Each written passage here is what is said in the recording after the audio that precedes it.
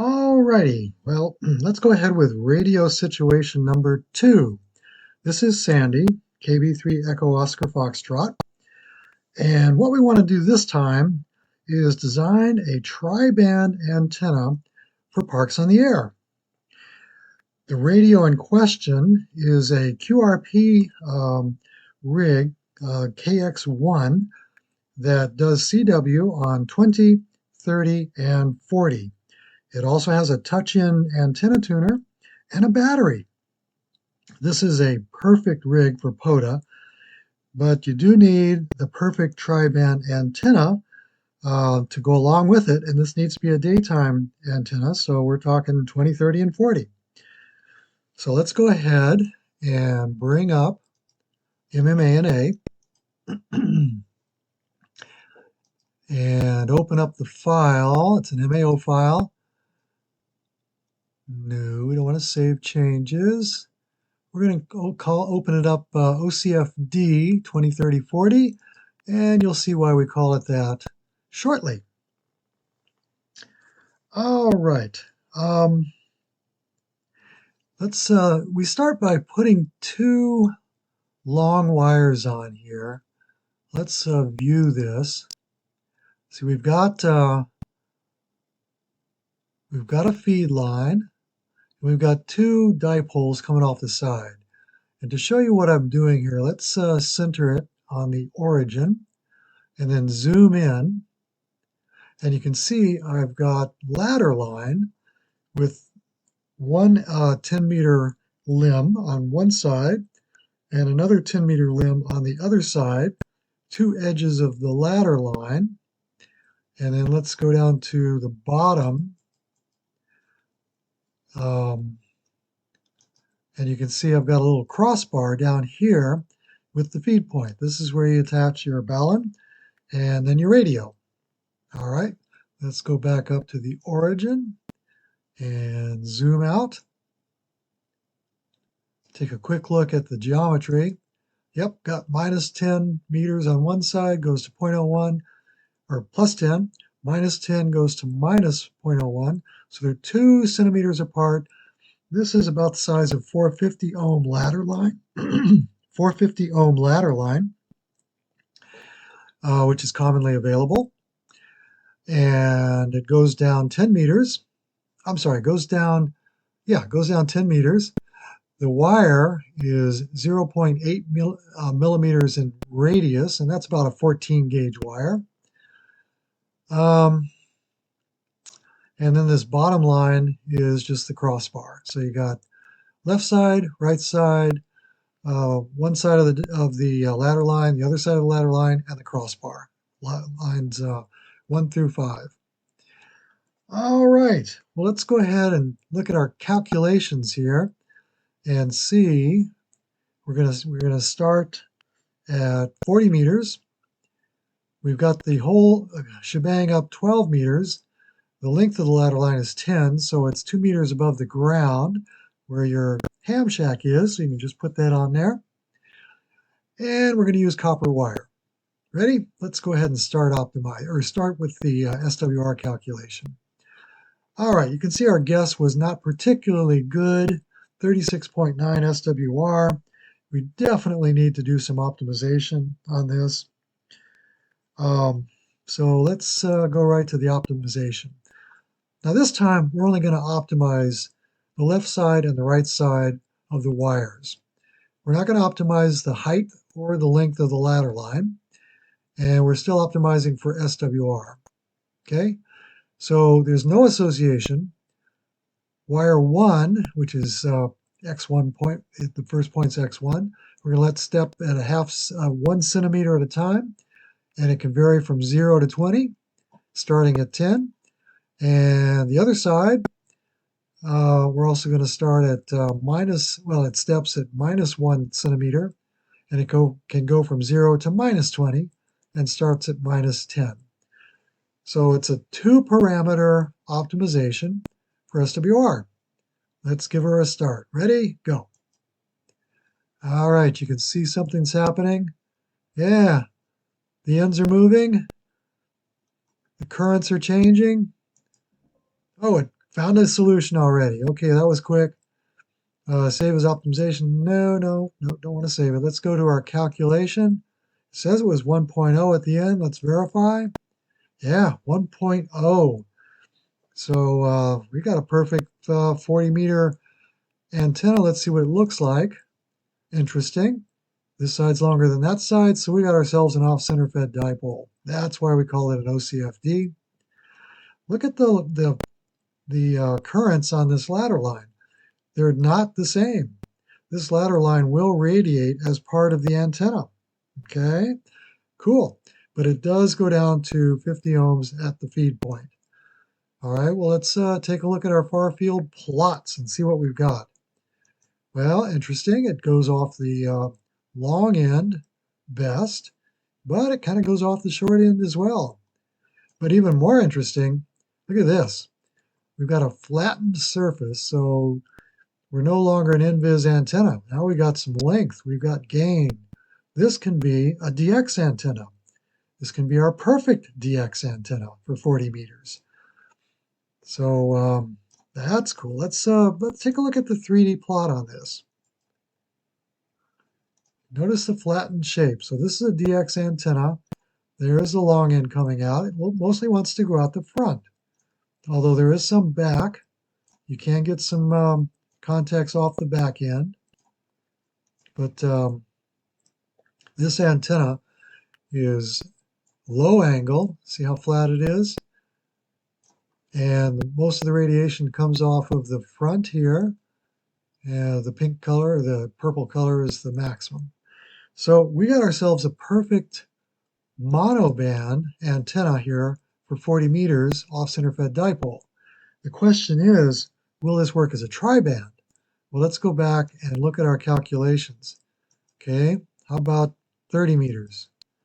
Let's see what it'll do. 6.33, that's a little high. All right, how about 40 meters or 20 meters? Ready? 10.6, that's too high. No antenna tuner. I mean, only a super duper antenna tuner can handle that. I know the Z100 Plus from LDG advertises that it can do up to 10 to 1. So this clearly is not optimized for our situation. Let's go back to optimization. And let's say, how are we going to optimize a triband? Okay, we're only varying the size of the wires.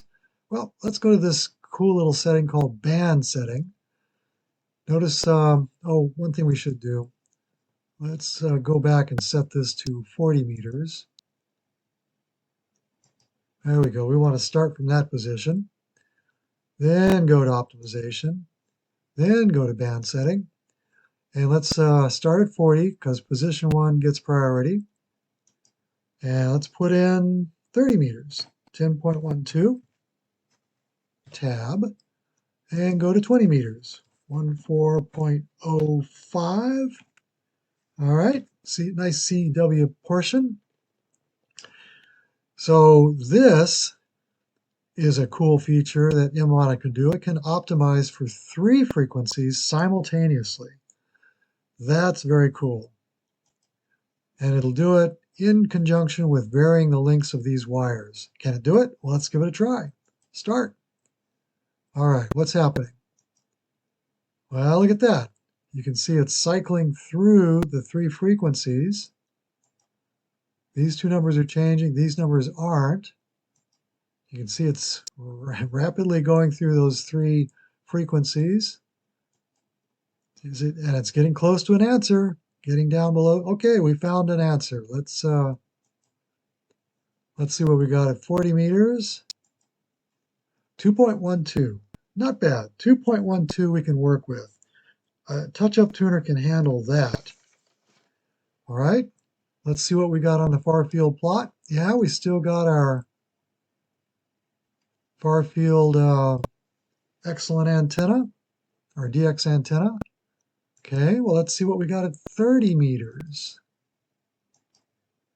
All right, let's, yep, 3.82. That's still possibly within the range of a touch-up tuner. Let's see what it looks like on the far field plot. All right, this is kind of odd. Looks like it wants to go off the sides of the antenna, not the X direction, but the Y direction. And who knows what's going on here. Let's look at our 3D plot. Open it up. We got bug eyes. Yeah, look at that. Here's the antenna going off the front, the long side this way, and it wants to go off the sides. All right, so the majority of the radiation is going off the sides. And remember that 40 meters wanted to go forward or backward. 30 meters wants to go off the side, and it's still got a nice low top. It's a DX antenna. Okay, so yeah, this is going to reach your hams off to the side at distance for POTA. Okay, that's good. All right, how about 20 meters? All right, let's calculate that. 2.72 SWR. That our touch-up tuner can handle. So let's look at that far field plot. This is interesting. We got a butterfly shape. Okay, and this looks like it's a DX antenna, but to get a good idea, let's look at the 3D print. All right, nice and flat, so it's a DX antenna. Here's the direction of the antenna. Look, it's going off the diagonals here. Okay, 20 meters on this same antenna likes the diagonal corners. All right, so 40 meters wants to go front and back, 30 meters wants to go side to side, and 20 meters wants to go off the diagonals. Well, that pretty much covers the compass. Yeah, just switch around your frequencies and you'll catch everybody on POTA. All right, and if the sunspots are cooperating, 20 meters will reach all over the world. Okay, well let's go back and take a look at this geometry. What do we end up with? All right, we ended up with 15 meters on one side and 6.9 on the other. Of course, we stayed up at 10 meters height. Let's go ahead and round that up to 15, or round it down to 15, and round that back to minus 7. Okay, make it easy. 15 and minus 7. Let's look at our SWRs. Okay, let's start at 20. I didn't change it much. 30. Still about the same. And 40. Still about the same. So in order to handle these SWRs, let's go ahead and slap a 4-to-1 balun at the feed point. All right, so what happens when a 4-to-1 balun meets a 2.21 SWR? Well, you get a number, let's see, if you divide that out, you get a 1.8 SWR. So 2.21 into 4 gives you 1.8. Not quite 2. So it's a little bit better than it was before. If you put 3.62 into a 4-to-1 balun, you end up with an SWR of 1.1. That's terrific. You don't need to do anything with that. That's resonant. If you put 2.67 into a 4-to-1 balun, you get an output of 1.5 SWR. Well, that's definitely within the range of the tune-up. So all of these are in the 1-point-something range, and your touch-up tuner can easily handle that, even with this small KX1. So you got yourself a perfect POTA antenna, and it can be for QRP, it can be for QRO. You don't have to use a low-power rig, but if you just want to haul that up, all you need is 7 meters of wire on one side and 15 meters of wire on the other, and 10 meters of ladder line, and put the whole thing up about 12 meters and attach the feed point to your 4-to-1 balun, and then a short little run of coax to your rig, and you're golden. All right, cool beans. Okay, well, let's go on to radio situation number 3 next.